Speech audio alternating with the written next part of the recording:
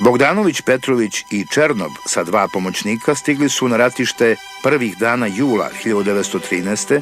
u pravom trenutku. Artiljerija je dalje gruvala punom parom, ali je glavna bitka u ratu protiv Bugara, Bregalnička bitka, koja se vodila u današnjoj istočnoj Makedoniji, na prostoru Osogovskog masiva i doline Zletovske reke, bila za srpsku vojsku praktično već dobijena posljednjih dana juna.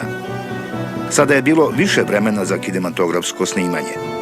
Ekipa je na terenu zatekla strašne i veličanstvene prizore posljedica ove bitke, u kojoj je izvojevana do tada najveća pobjeda u ratnoj istoriji srpske vojske.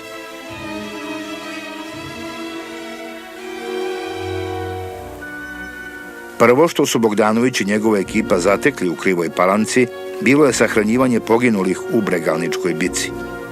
Tako su 7. jula 1913. snimili pogreb potporučnika Živojina Marinkovića iz 12. pešadijskog puka Cara Lazara prvog poziva, koji je herojski poginuo na položaju Kiselica nekoliko dana ranije u definitivnom slamanju Bugarskog fronta.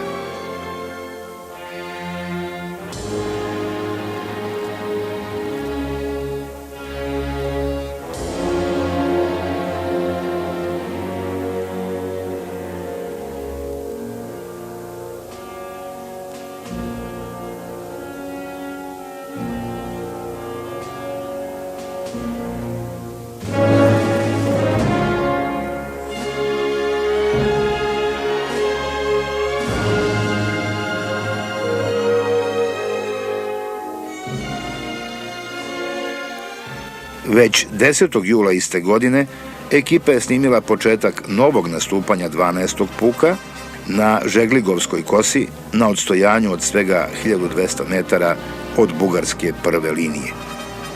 Sutradan zagrmela je haubička baterija od 150 mm majora Dušana Markovića, koja je tukla bugarske snage u povlačenju preko položaja Sivri Tepe. Svet je bio zadivljen srpskim pobedama. Istoga dana, nemački car Wilhelm II, ushićen bugarskim porazom, izjavio je pred austrijskim ambasadorom u Berlinu da je bilo krajnje vreme da Bugari budu jedanput dobro istučeni, da se vrate na ono što im pripada i da se njihovi ambiciozni prohtevi suzbiju. Upravo to se istoga dana i događalo na Želigovu.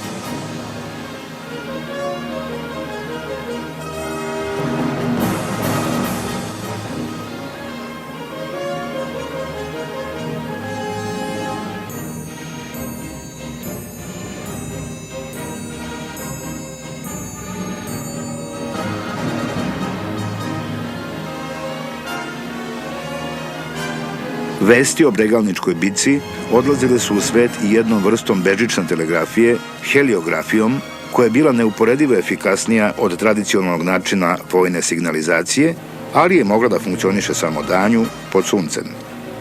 Ubrzo je zamenjena novim vidovima komunikacije, a snimci ove stanice kapetana Živana Kovanovića na Crnom vrhu ostaju kao vredan istorijski dokument.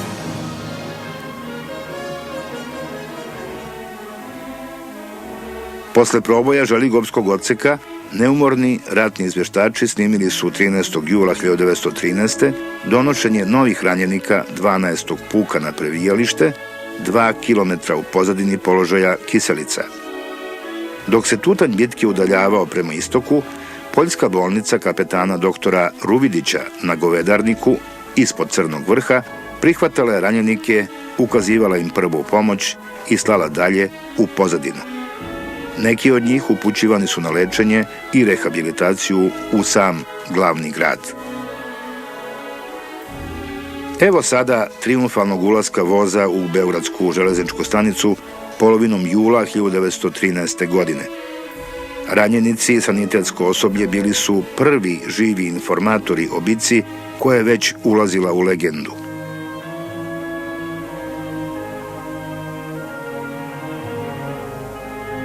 Smešteni su u 34. rezervnu bolnicu doktora Ferdinanda Gramberga, odomaćenog Nemca iz Pančeva, koji se isticao darežljivošću u javnim i humanitarnim poduhvatima i bio učesnik oba Balkanska i Prvog svetskog rata.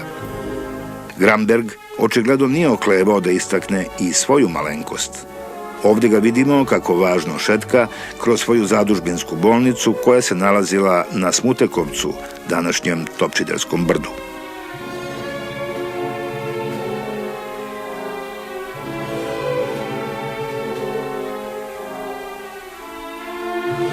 U međuvremenu, Đoka Bogdanović, ovdje ga vidimo u prednjem planu, stigao je u štab Prve armije kojom je komandovao prestolonaslednik Aleksandar Karađorđević.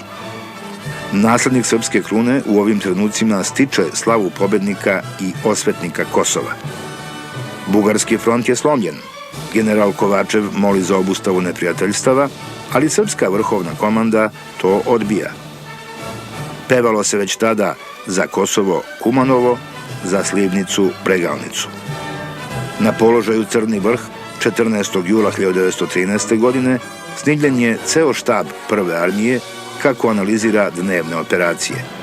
Desno od Aleksandra je načelnik štaba armije, general i docni vojvoda Petar Bojović.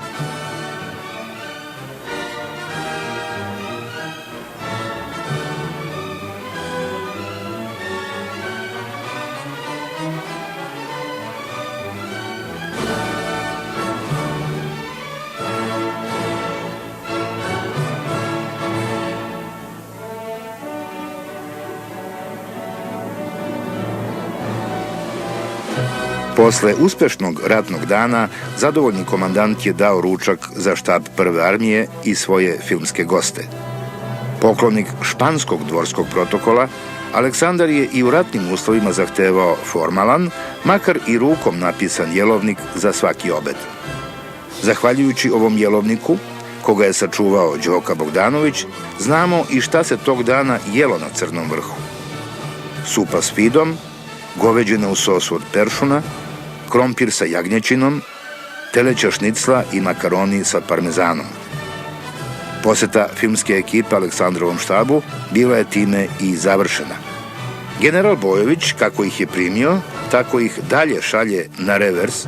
Pošto je kod Prve armije uzeo snimke, Bogdanović se upućuje na dalju nadležnost Trećoj armiji. Glavnina Treće srpske armije nalazila se 16. jula na položaju Crni kamen, odakle bugarske jedinice na Grlenu tuče ova baterija Moravskog artiljerijskog diviziona potpukovnika Ljubomira Vučićevića. A ispod Crnog kamena, evo i kompletnog štaba Treće armije na čelu sa generalom Božom Jankovićem. To je ovaj stari general sa dugom belom bradom, kome usred filmskog snimanja stiže vest o ponovnom turskom zauzimaju Jadrana 15. jula 1913. godine.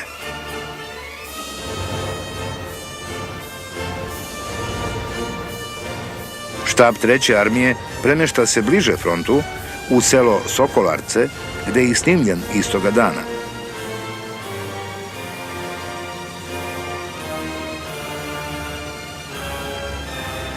Ništa više ne može zaustaviti srpsku vojsku u nadiranju prema Sofiji, osim velikih sila koje je ponovo prisiljavaju na primirje, čime ispašavaju Bugarsku od totalnog kraha.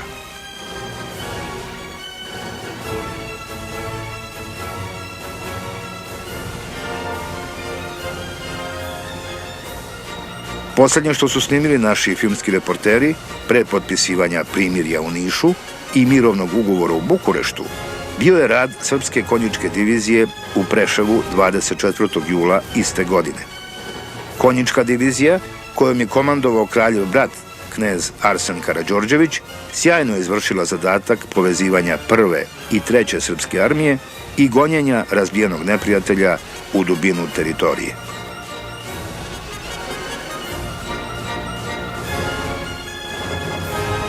To je uglavnom sve što nam je ostalo od hrabre Bogdanovićeve filmske ekspedicije na bojište, iako je bilo snimljeno mnogo više materijala. Međutim, i ovo je dovoljno da Đoku Bogdanovića i Samsona Černova danas u punoj meri smatramo pionirima naše vojne kinematografije, ali i ove grane filma uopšte. Bio je to prvi evropski rat u eri filma. Bogdanovićevo preduzeće je u potpunosti uspelo. Hvalila ga je i publika i javnost. Tadašnja politika pisala je: Slike ove dragocjena su uspomena za svakog Srbina. Naši potomci će moći da vide u živoj slici kako se srpski narod oduševljeno borio za oslobođenje Srbije i to će biti zasluga gospodina Bogdanovića.